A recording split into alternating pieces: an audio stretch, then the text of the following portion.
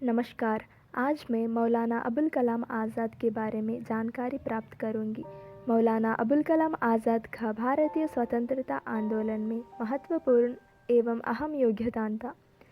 वे एक प्रसिद्ध भारतीय मुस्लिम विद्वान एवं राष्ट्रीय मुस्लिम नेता थे।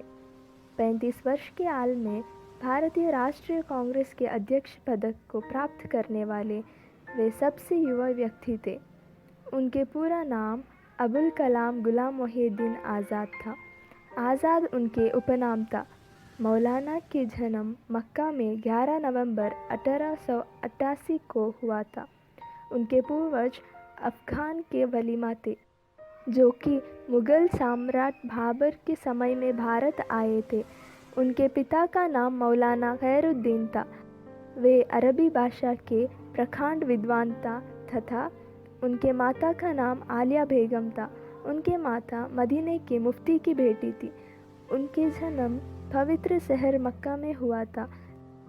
जब उनकी आया मात्रा 11 वर्ष की थी, तब उनके माता का निधन हो गया। मौलाना अबुल कलाम आज़ाद का विवाह जुलेखा बेगम से हुआ था। 11 नवंबर का दिन साल का 315वां दिन है।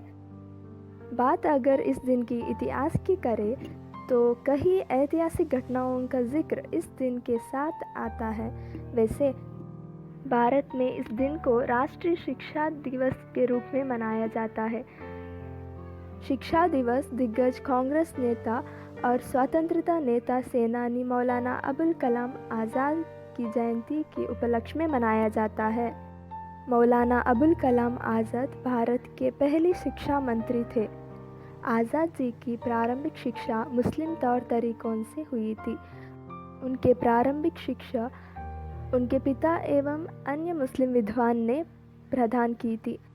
इस्लामी शिक्षा के अतिरिक्त उन्होंने ऐतिहासिक दर्शशास्त्र एवं गणित की शिक्षा प्राप्त की।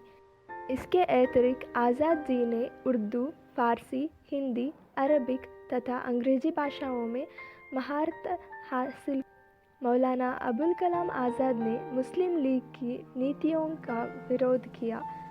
अंग्रेज़ों की फूट डालो और राज करो की नीति का घोर विरोध भी किया।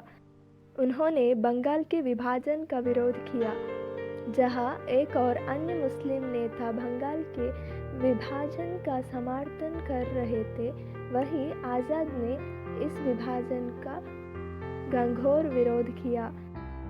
आज़ाद जी ने अल हिलाल नामक के उर्दू पत्र का प्रकाशन किया। मौलाना अबुल कलाम आज़ाद ने कई पुस्तकों का रचना एवं अनुवाद किया। इंडिया विंस फ्रीडम और गुबार-ए-खातिर उनके द्वारा लिखी गई पुस्तकें हैं। एक इंसान के रूप में मौलाना अबुल कलाम आज़ाद का व्यक्तित्व बहुत ही महान था।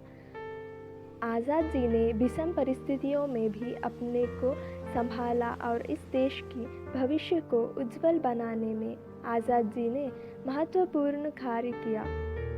उनकी मृत्यु 22 फरवरी 1958 को हुई थी। उनके मरणोपरांत भारत रत्न पुरस्कार से सम्मानित किया गया था।